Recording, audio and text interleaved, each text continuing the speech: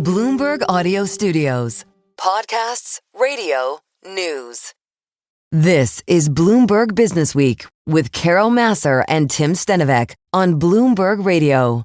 Carol, this story crossing by Rachel Metz just about 1 p.m. this afternoon. This is pretty cool. OpenAI is releasing a free tool. It's aimed at making it easier for scientists to use ChatGPT to draft research papers and collaborate with colleagues. It's part of a larger effort to position its chatbot as an aid for scientific work and discoveries. Okay, it's called Prism. OpenAI is rolling it out today. It uses the company's GPT 5.2 AI model to carry out tasks related to writing and revising academic work. A scientist, for example, might ask it to help improve the way a paper is written and find related papers to cite in their work or generate a computerized version of a handwritten diagram. Just be careful not to copy somebody else's work. Or, I'm just going to say, because you will be not good. Citations are important. I think the administration ran into some issues with using AI to come out with some guidelines in recent months, and it was found that it cited papers that don't actually exist. Yeah, it's super interesting. I think we're finding our way, but I do agree, and I think there's momentum of AI in general, what it can do maybe for the healthcare space, for the science space. We have a great voice on this. We love touching base with her. Jenny Rooke, founder and managing director of Genoa Ventures. It's a VC firm. It invests in I'm having a tough time on this Tuesday. I blame the snow and maybe being a little off. She says the quote, next generation of companies at the convergence of technology and biology. This is what she invests in. Jenny, good to have you back with us. So talk to us about new year, maybe some new ideas, maybe some new momentum. The JPMorgan Healthcare Conference wrapped up earlier this month. You were there. Tell us what we need to know, and especially for those who are listening and watching in terms of the investing landscape, trends, narratives in this space. Sure, happy to. Good to be back with you, Carol and Tim. Yeah, it was a dynamic year for the JPMorgan Biotech Conference. It happens every year here in San Francisco. It is always good sort of bellwether for how people are feeling going into the new year. I would say the headline that I kept hearing in conversations around here was cautiously optimistic, which, I'll take it after the last couple of years. Although I must admit that was a phrase that we said last year as well. And then 2025 happened with all its uncertainties. But there was a palpably different feel. There were more people here actually this year than last year, generally speaking.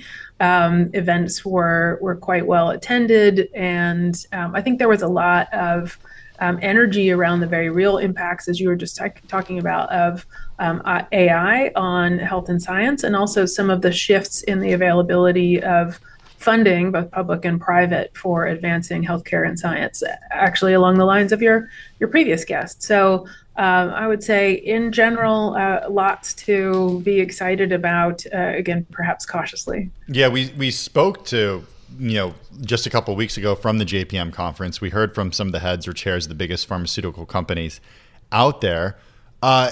Are you also seeing like the early stage stuff?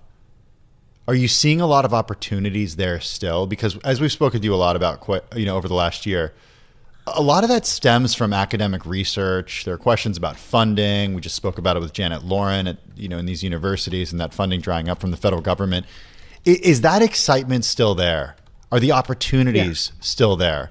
Are you having a hard time picking and choosing which investments to make because there are a plethora of investments to make? I think there are always going to be opportunities because there's so much we're still learning about basic science and how to use it. And as we've been talking about, the acceleration of the ability to get some data as a scientist, as a researcher, as a technology developer, as an entrepreneur, get that data, reincorporate it in one's thinking with the tools of AI, and come up with new ways to pursue either the business plan or the scientific research. That flywheel is spinning faster with the assistance of AI and other kinds of connectivity and collaboration. So that's definitely happening. I think one of the things we've talked about in our conversations in the past is, while it was very much disruptive to people's expectations about where federal dollars were going to be coming from for advancing science. We've seen a couple of things. One, the resilience of those driven, passionate researchers who are looking to get their work done one day, one way or another, figuring out ways to get that funding done, as well as entrepreneurs. They tend to be, the grittiest and the most driven. So we're seeing, in some cases, this actually, perhaps counterintuitively, is creating a new category or more opportunities for the early stage investor, where perhaps a researcher who hadn't been thinking of commercializing their research is starting to think, well, is there an opportunity to bring this out in a way where I can access both commercial dollars and the funding that is available for advancing science? Yeah, I also think about, how patient, Jenny, investors have to be for really seeing the AI payoff when it comes to, either biotech developments. We know some of this stuff takes time in a normal world, and we know AI can certainly, speed up things. But I'm just curious, does the time frame for figuring out developments in this area, is it sped up because of AI, or is it still going to take a while?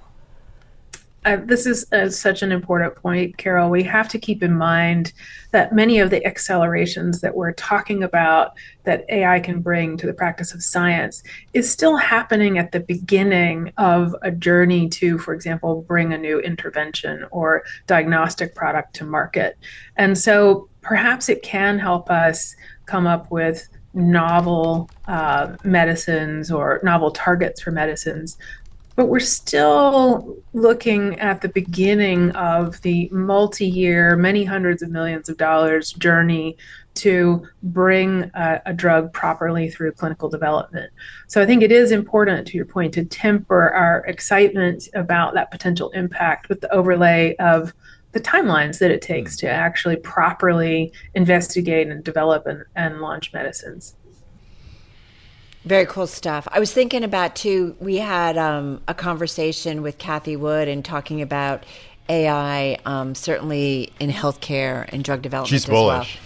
Yeah, definitely bullish. So we highly recommend folks check out that conversation. But Jenny, always love touching base with you.